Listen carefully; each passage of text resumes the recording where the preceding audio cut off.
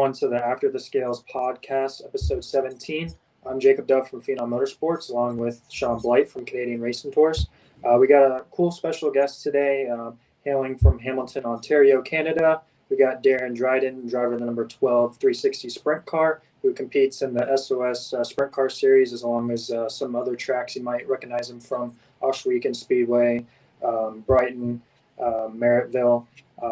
Darren, thanks for coming on to our podcast today. Yeah, my pleasure. Thanks for having me on. So we'll have Shaun open us up about some results this past weekend about Darren. Yeah, so we got some pretty exciting news. A couple of reasons to have Darren on, but right off the top, I was at Ohsweken on Friday watching Darren run. Really fast racetrack for hot laps and qualifying, and Darren was like this close to setting a new track record at Ohsweken, which was pretty cool. So tell us about your night there.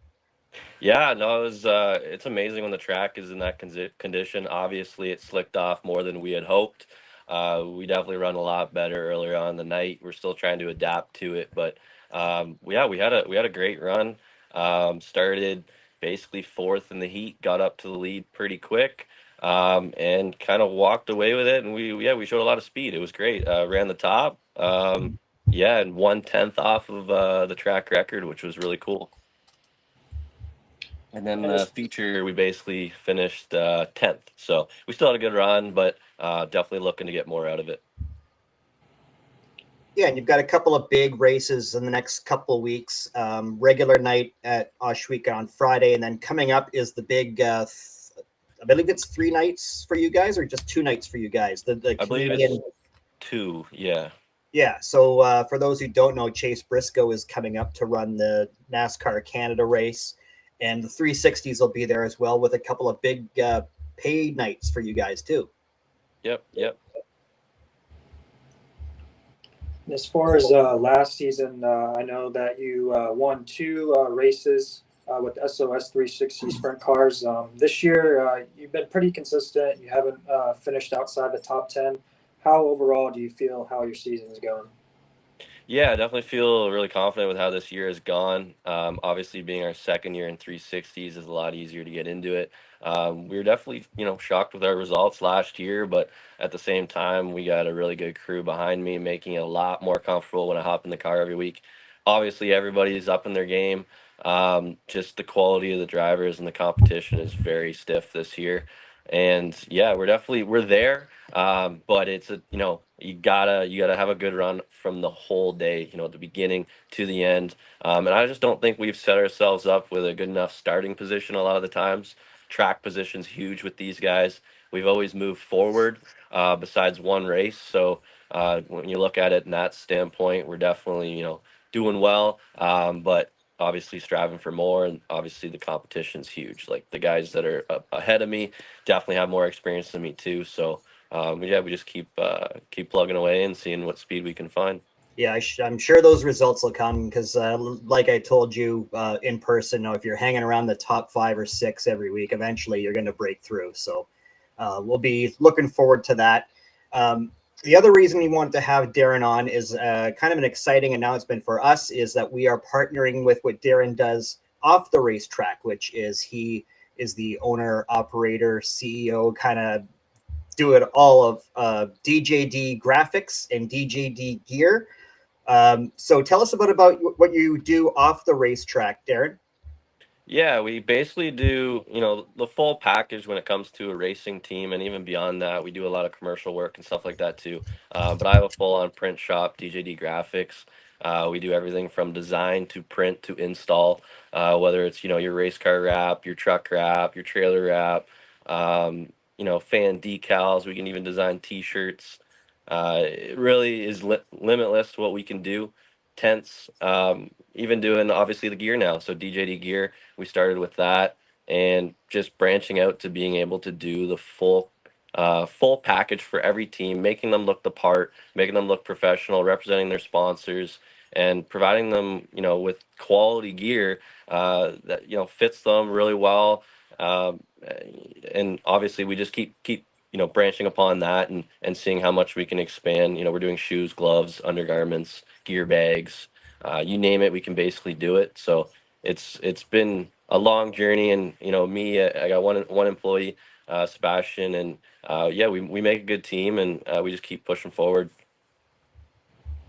And we're definitely really excited to, have you featured with our podcast and do some pretty cool stuff together. I myself at Phenom Motorsports like to do creative stuff as well.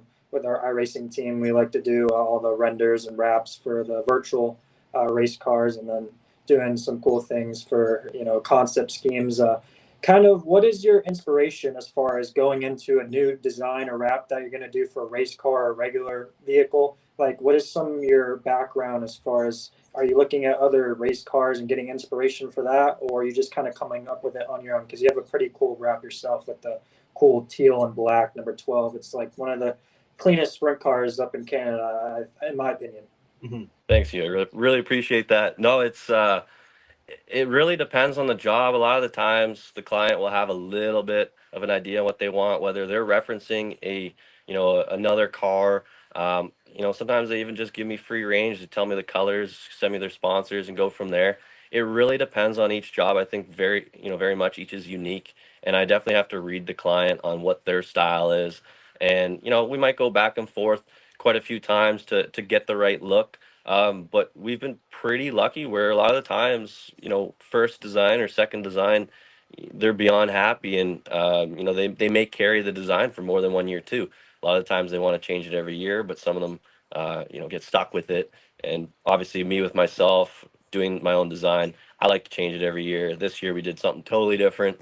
We found a lot of people were being similar colors to us, whether it's sponsorship reasons and whatnot. And teal, nobody's teal. So we wanted to do something different because my brand, aside from racing, was teal. Never actually introduced it into our racing team until this year, and it's definitely turned heads. A lot of people love it. So definitely, no regrets doing it. It was definitely the right time, especially with the launch of DJD Gear.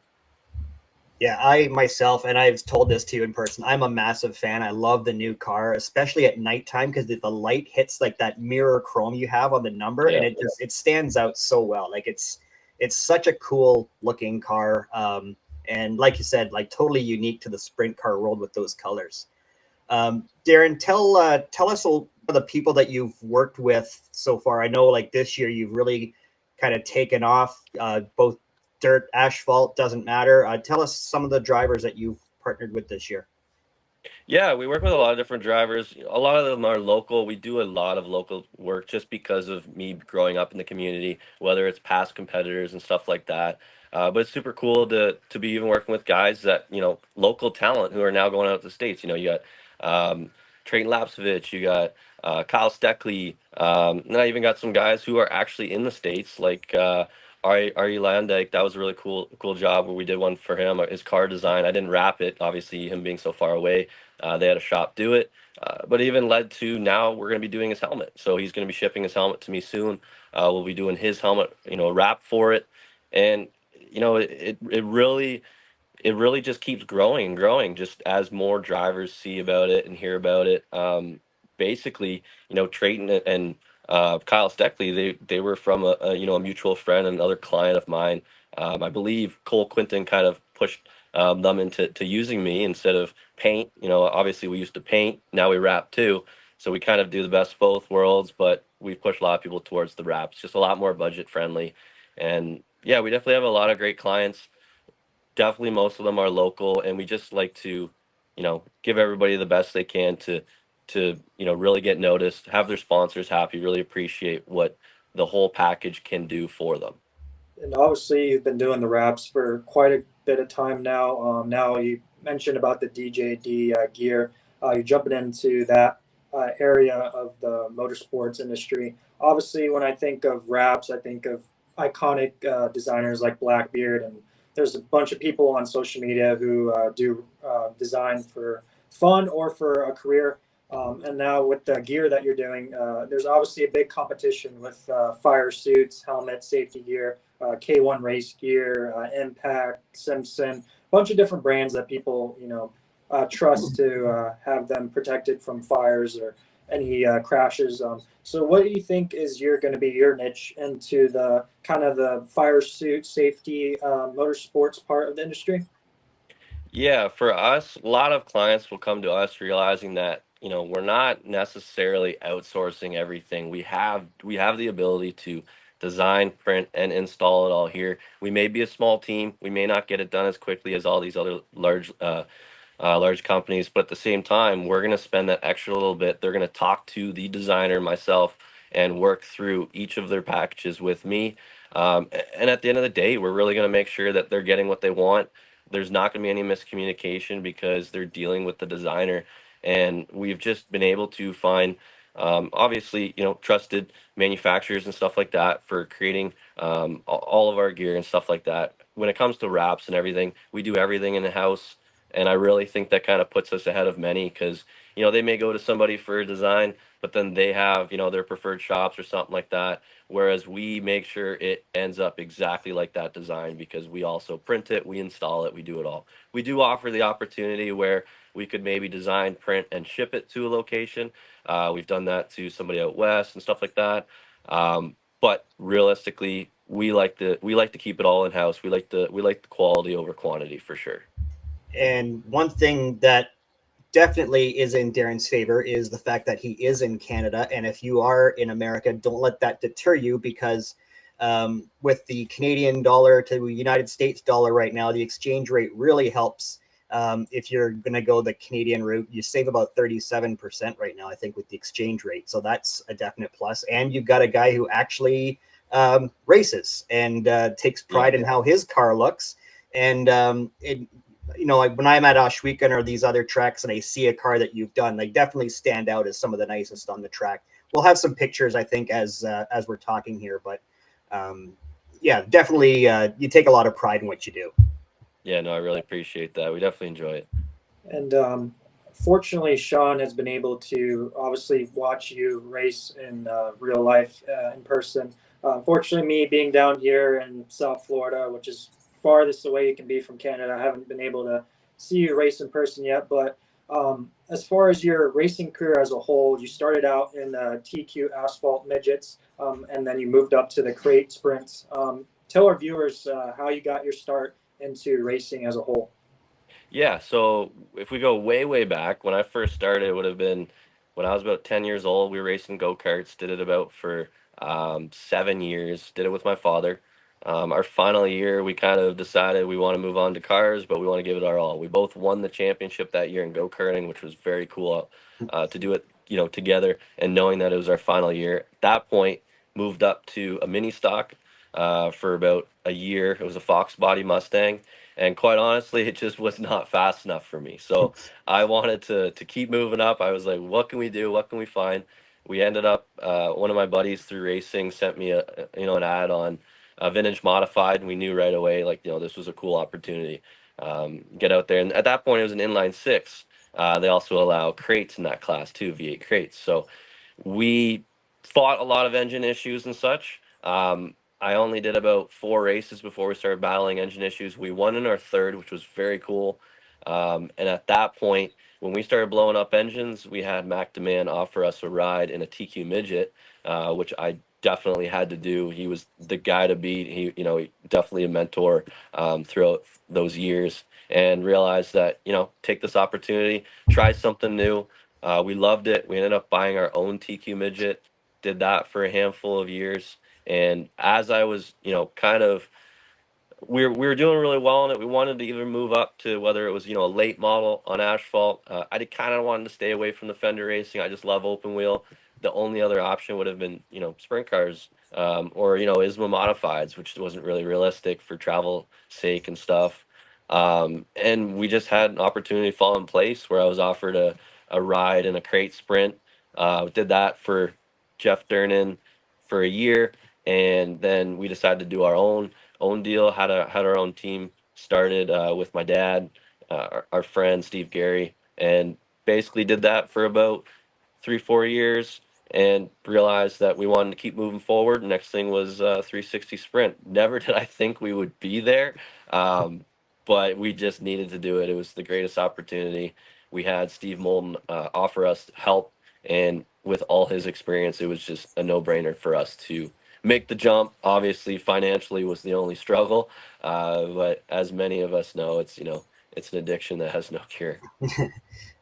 And with the racing, where do you want to go from here? I mean, you're obviously really busy with the graphics and the gear side of things, but where do you want to go with your racing career? Yeah, honestly, we would love to, keep moving up, whether it's obviously we're loving the 360 deal. It's most that we can do here. From there, obviously, getting a 410 or something like that, dabbling in whether it's High Limit World of Outlaw or any of the big shows in the States, that would be amazing to do. At the same time, I got to focus on the business too, but we're definitely, I love how they go hand in hand. Like the more I race, the more I get the brand out there, the better we do, the more people want to use our stuff. It definitely goes hand in hand, and I honestly just go year by year, and the way things grow, it's definitely unexpected at some points. But as things fall in place, you start opening up new ideas, new doors, and I never really thought DJD Gear was going to be a thing, and I never thought 360 sprints was going to be an option. So we definitely keep moving forward and opening up new doors, and we don't really know where time will just tell where we'll end up, but we're definitely motivated to keep moving forward, seeing how well we can do with the 360s. Go across the border, see how we stack up, and that might open some new doors, and see what we can do from there. And before we get into our rapid fire segment, one of the things I wanted to ask, if there's someone out there looking to get into racing graphics, starting their own motorsports company, doing accessories or designs, what advice would you give them? And also, what advice would you give to maybe a young driver trying to move it up through the ranks and follow maybe a path like yours? Yeah, for business sake, like for me, I honestly was playing around with my own vehicles. A lot of my beginning projects was me sharpening my own helmet, me painting my own helmet, wrapping my own race car. So if you can do those things and kind of showcase with your own stuff on what you can do for others, that's definitely, through your experience, definitely going to help you grow, and to see if it's suited for you. As for racing and stuff like that, I I'm a firm believer that you got to start small. You can't just hop into the where you want to be. I always believe go karting taught me what I need to know, and I just slowly moved up the ranks. You don't want to rush it. You definitely don't. But there's a lot of people out there too that can be mentors of yours to help get you somewhere quicker too. We've always been a little bit slower pace. Obviously, financially, you have to have the sponsors there to back you, and you have to treat your sponsors very well. They're the ones that support you at the end of the day, and obviously, everybody else there that's part of your team too. So don't worry, Darren. We will be very nice to you. We won't say anything mean on this podcast going forward. We appreciate our sponsors. We're really excited to have DJD Graphics and DJD Gear on board. And with that said, we have our first DJD Gear Rapid Fire segment. And let's go if you're ready, Darren. Yeah, for sure. All right. So we got 10 quick rapid fire questions coming your way. What's your favorite track to race at? Schwiegen. If you could add a track to the Southern Ontario Sprint schedule, which track would you add? Cornwall. I only did one race there, feature, and I did enjoy it. That would be cool to try again. Your dream track to race at one day? Definitely Eldora is on the top of the list right now. Who are some of your racing heroes growing up? I definitely say on the dirt side, Kyle Larson, and on the asphalt side, Ryan Blaney. What's the best racing movie? Days of Thunder. What's your favorite sprint car design right now that you did not design? Ooh, that's a good one. Honestly, one that always stood out to me, as simple as it was, there's two of them. David Gravel's current design definitely has a pop to it. Kind of how I went with mine when it came to, logos being white, design being color, making it really pop. But the other one that really stood out to me was the Macedo flame design that he had. Um, I guess it was featured last year. I thought that was really cool, really unique. Yeah, I think that was at Knoxville, wasn't it? That was a cool one. Yes. Yeah. Yeah. Different. Like I'm not a big flame guy either, but when I saw that thing, I was like, damn, that's cool. That's definitely different. What's one driver that you would love to design a helmet for? Ooh, I'd probably say the two drivers I just said, Larson and Blaney. I think that would be super cool to get involved with them. Your favorite singer or band right now? Damn, there's too many options. We'll go with Russ. I just went to his concert. Your biggest pet peeve when you're driving your street car? Slow traffic for sure. Slow traffic. All right. And I know you're a busy guy. You're racing and you're owning your own business. When you do have time to do anything else away from those two things, what do you like to do? It's not much different, but I'm always on the simulator if I got some spare time. That's awesome. Darren, again, we really appreciate you coming on. After the Scales, presented by DJD Graphics and our Rapid Fire DJD Gear segment. Darren Dryden, thanks for coming on. Yeah, thank you so much for having me on.